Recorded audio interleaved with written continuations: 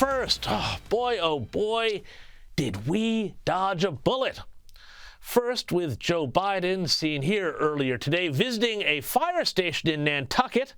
Yeah, he's on vacation again, where after just about 4 years in office, the highest office in the land, he's had a bit of a revelation. You turn on the television, you don't see a lot of good news.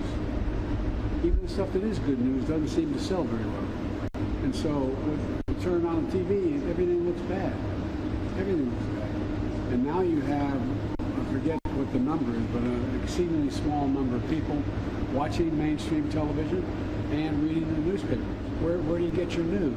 And how do you know what you're getting is not just what you're looking for as opposed to what's happening? Not because of you. I'm not being critical of the press.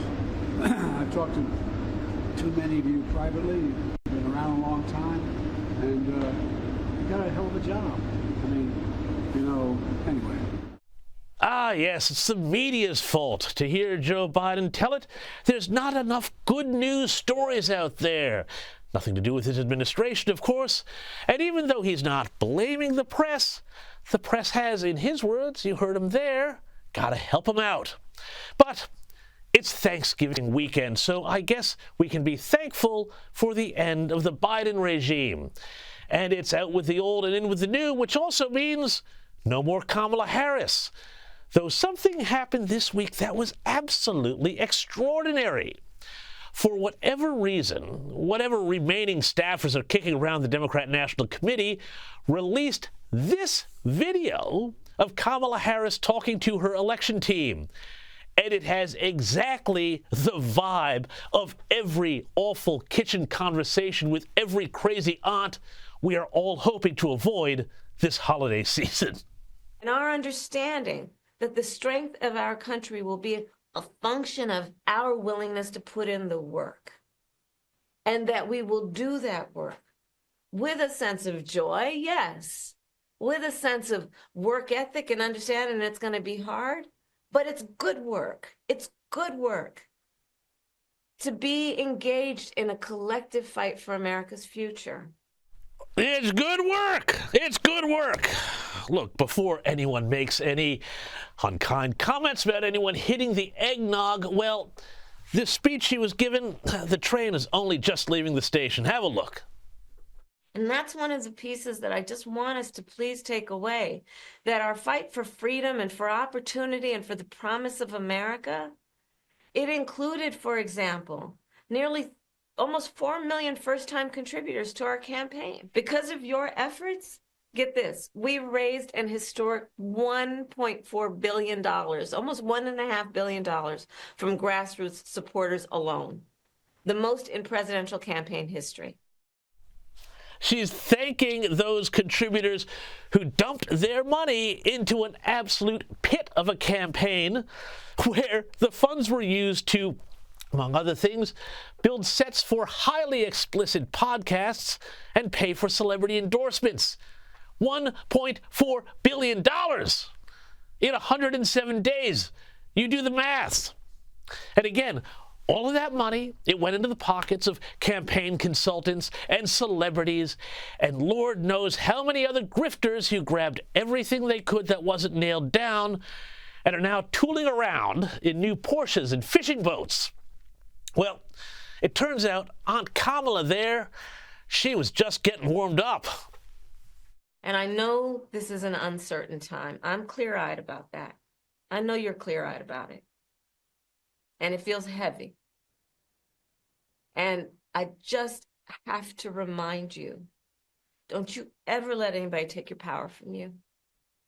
You have the same power that you did before November 5th. And you have the same purpose that you did. And you have the same ability to engage and inspire. So don't ever let anybody or any circumstance take your power from you. That's great, Auntie Kamala. I'm going to go over and get some sweet potatoes. Look, all I'm going to say here is that no staffer who had any love for his or her boss would ever allow that video to be released, which is saying something. And again, can we not all be super thankful now that we are not dealing with a president, an incoming president, who confuses the SALT nuclear arms treaty with the salt rim on a margarita? Boom tish. Now, something else we learned this week. You know how the official polls said that the election was a close race? Wrong-o. And that bonkers Ann Seltzer poll from Iowa, remember the one we debunked right here on this show? The one that said Kamala was going to romp it in Iowa, of all places? Well, everybody who was on Team Kamala, they're all out now spilling the beans. They have gone on this podcast called Pod Save America. Oh, how clever, what a name, get it? To basically try and salvage their reputations and careers after being involved with this train wreck. Here's key Democrat advisor David Plouffe telling us, guess what? They were never up in their internal polls, not once. When we got in, my recollection is some of that snapped back, but we were behind. I mean, I think it surprised people because there was these public polls that came out in late September, early October, showing us with leads that we never saw. It was just basically a race that in the battlegrounds was 46-47, 47-48. So that's not where we started. We started behind. She was able to climb out. I think even after the debate, we might have gained, 0.51. It wasn't a race that moved a lot. But look, we all kind of knew that, didn't we? I mean, what he's talking about there, that's why their campaign felt so utterly fraudulent. Like they were trying to create a reality that somehow Kamala was this huge popular force, from the faux coronation without a primary to, paying for these Maoist chic murals to be painted in inner cities, and now they're being painted over again, as well as doing things like putting Kamala Harris on the Las Vegas Sphere. I mean, listen to the genius $1.4 billion worth of thought that went into this. But we believed as we were closing the race that it was really important for people to feel like they were part of something bigger, and that we were trying to identify opportunities to culturally reach people, not just politically reach people. So while the point of the Sphere wasn't really necessarily a Las Vegas play, it was a play to get the kind of attention and awareness, and to see in that, the song and, just you want to be part of that. That was a big part of our strategy. It's why in Philadelphia we spent, and in all of our urban markets, real resources on out of home. Yes, billboards, but also murals and other ways that people could walk down a street and they see something that's cultural and cool and something that connected with them.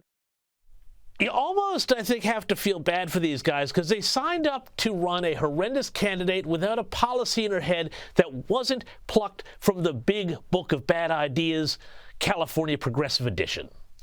And when we said on this show that they were trying to get by on the vibe, we didn't know the half of it. Folks, we certainly have a lot to be thankful for this Thanksgiving.